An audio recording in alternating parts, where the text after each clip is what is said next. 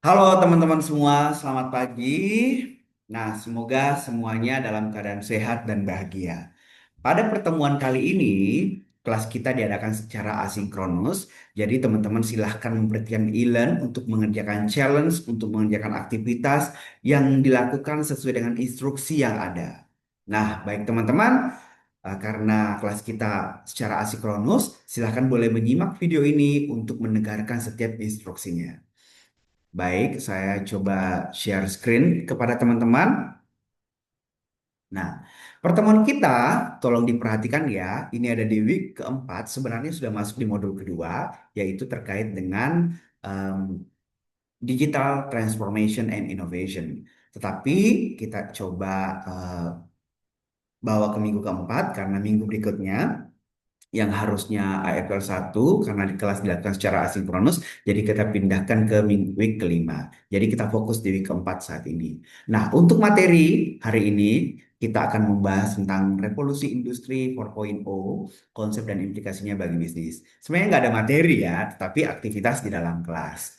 Nah, teman-teman silahkan boleh dibaca instruksinya dan pada dasarnya kelas kita ini sebenarnya akan melihat bagaimana industri 4.0 mengubah setiap keadaan, mengubah setiap bisnis yang ada yang awalnya berjalan secara konvensional menjadi digital. Nah, di sini eh, ada ketentuannya ya. Untuk challenge ini dikerjakan secara individu, teman-teman akan memilih industri, menganalisis dampak industri 4.0, terus memberikan contoh studi kasusnya, lalu memberikan rekomendasi strategi, serta mempertimbangkan etika dan sosialnya. Nah, kalau lihat di sini, kita perlu memilih industri dulu, lalu kita analisa dampak industrinya, terus kita buat studi kasus, kita lihat bagaimana adopsi teknologinya, lalu kita berikan strategi, rekomendasi strategi dan mempertimbangkan etika dan sosial.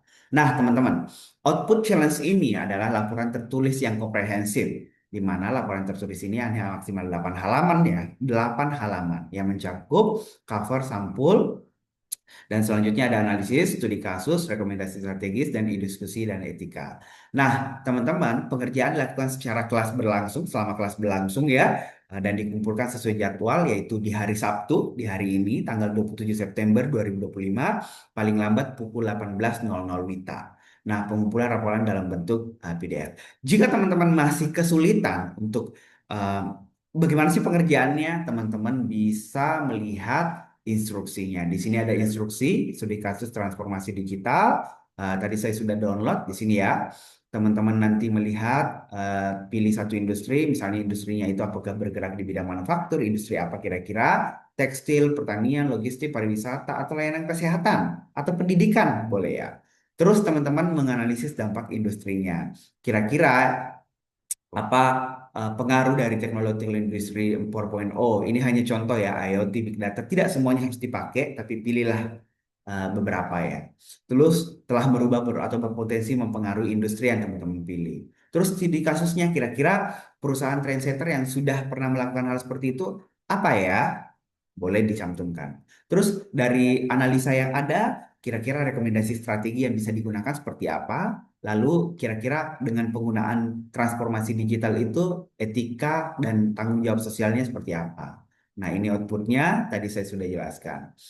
Jika teman-teman masih kesulitan, ya, masih kesulitan, teman-teman bisa kembali ke e-learn-nya, ya, bisa kembali ke e-learn-nya dan coba melihat di sini ada contoh tugas. Nah, teman-teman boleh download contoh tugas ini. Di sini ada dari seniornya kita, ya, ada dampak industri dengan yang dia pilih adalah sektor manufaktur. Teman-teman boleh pilih sektor yang lain.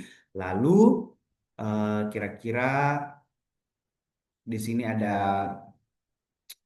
em, studi kasusnya, ya, studi kasus, terus ada rekomendasi strategi, dan ada dampak etika sosial. Lalu ada kesimpulan. Nah, itu contohnya teman-teman. Tapi saya rasa teman-teman harusnya membuat lebih bagus daripada ini ya.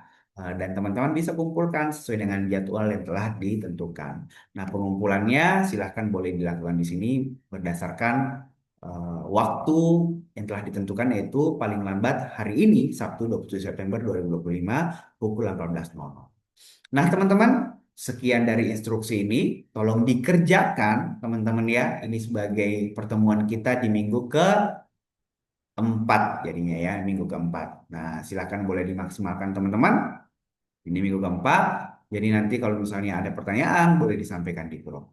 Saya rasa cukup untuk hari ini. Terima kasih banyak atas atensinya dan salam entrepreneur. Terima kasih teman-teman. Sehat selalu dan semangat mengerjakannya. Thank you.